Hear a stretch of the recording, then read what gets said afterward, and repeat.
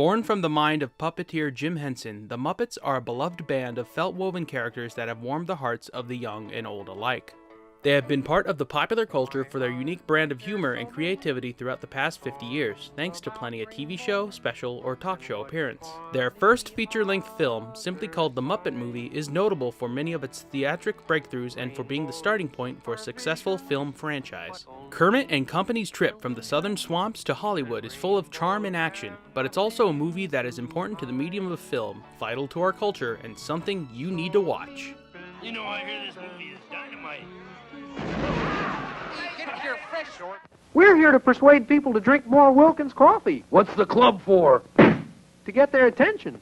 The Muppets' journey to the silver screen was a significant step in terms of production capability and cultural relevance compared to the milestones that were behind them. Jim Henson and friends were riding on success. After conceptualizing the Muppet concept and design, Henson Creations' Kermit the Frog and Ralph the Dog became well-known characters in various television shows, commercials, and late-night appearances. Henson had used his characters and talents to assist in producing Sesame Street, an educational television program that found critical acclaim with audiences and critics of all ages, despite being initially intended for children.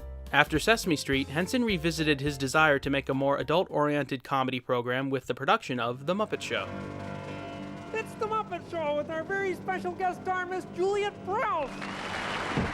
The wacky sketch program found success on television even though its two pilot specials were not picked up for a series run despite being aired on ABC. Ukrainian-British dancer and talent agent Lou Grade offered to produce the show for a British company, Associated Television. Many characters like Miss Piggy, Gonzo, and Animal first debuted on the program, and the show garnered a large amount of viewers in its syndicated run. The show also featured plenty of guest stars popular at the time. A feature-length movie would be in the works shortly after the show's premiere. Everybody, production number, okay? Off the trucks and on the job! Before production began on the Muppet Movie, many of the filmmakers worried about the complexity and believability of having the Muppets interacting with people in a real-world setting. Director James Frawley produced several camera tests with Jim Henson and Frank Oz in various locations in the English countryside outside London, featuring Kermit, Fozzie Bear, Piggy, and Sweetums, the last of which was performed by a full-bodied actor in a suit. No Muppet character before this had ever been shot on camera with their entire body visible. Traditional puppetry, animatronics, wirework, and digital imagery were all used in making the characters move through the real world in a believable way. The opening scene with Kermit in the swamp took 5 days to film. Jim Henson, the puppeteer behind Kermit at the time, was submerged in a metal tube with an air hose and a monitor to look above the water, with an opening for his arm so that he can perform his character. According to Henson archivist Karen Falk, the ending reprise of Rainbow Connection, with numerous Muppet characters in one singular shot, took an entire day to film and required around 150 puppeteers to perform the sequence. Of the various automobiles used in the film, Fozzie's Studebaker required the use of 2 separate vehicles, one of which was modified so that the driver can steer from the trunk while the puppeteers could perform the characters in the cabin. Musicians Kenneth Ascher and Paul Williams composed the film's score and wrote several of the songs. Several songs had to be shortened in the film due to the film's pacing, but their full versions can be found on the film's official soundtrack.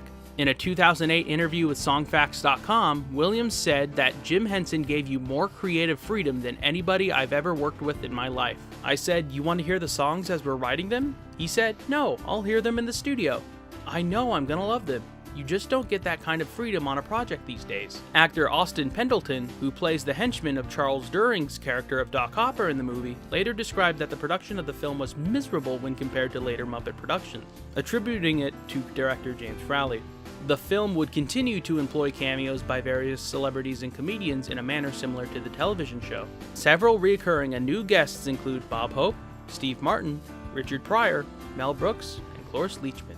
Filmmaker Orson Welles would play a character confronted by Kermit and the gang at the end of the film. I'd miss this old swamp, but millions of people are happy.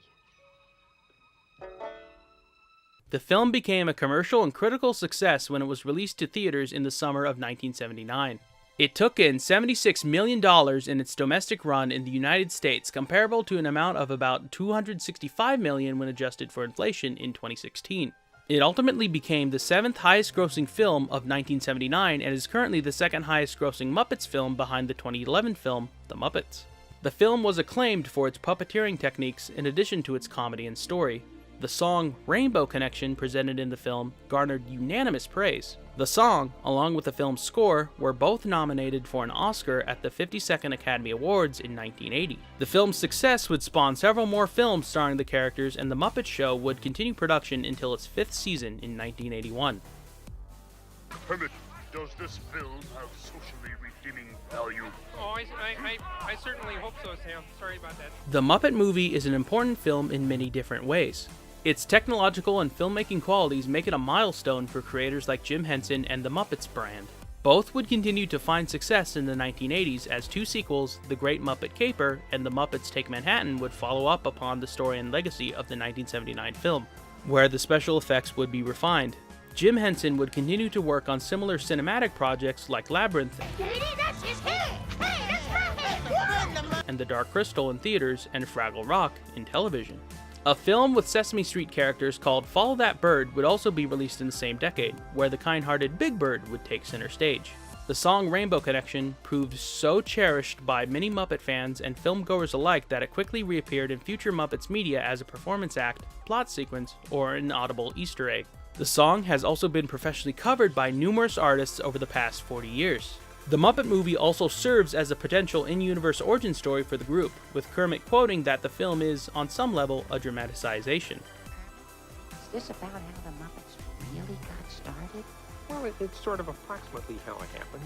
Many movie fans consider the film a prime example of a children's or family film produced with exceptional quality, while also having several elements and jokes that would be considered too adult for that demographic by the standards of today. They don't look like Presbyterians to me. The Muppet Movie spawned several more follow-ups and sequels. After The Great Muppet Caper and The Muppets Take Manhattan, there would also be A Muppet Christmas Carol and Muppets Treasure Island. Television series and specials would be produced starring the characters like Muppet Babies and Muppets at Night, all contributing to a legacy of beloved characters and media. Several years after the release of The Muppet Movie, Jim Henson would negotiate the sale of the Muppets and several similar assets with the Walt Disney Company, but talks of a potential acquisition fell through after Henson's death in 1990. Starting with the production of A Muppet's Christmas Carol, Disney would assist in the management and production of several different Muppets projects. In 2004, the Muppets characters would be acquired by the company, being one of two Jim Henson-produced properties to be fully owned by the corporation. The story and several elements of the Muppet Movie would be revisited, reused, or referenced in the 2011 film simply titled The Muppets. Didn't you see our first movie? We drive. The 2011 movie would later be followed by the 2014 film Muppets Most Wanted. The American Film Institute considered the film for their lists of all-time Best 100 Comedies and Best 25 Musicals in 2000 and 2006, respectively.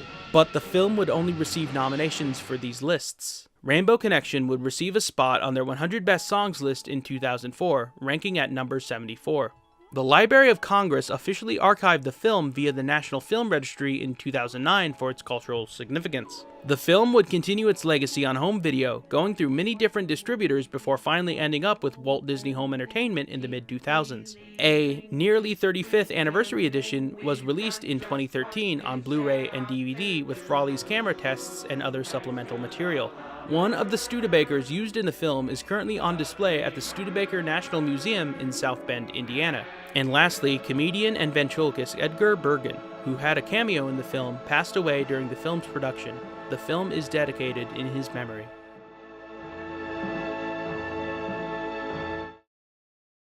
Well, I don't care what anybody else says. I'm having a great time. Oh, good.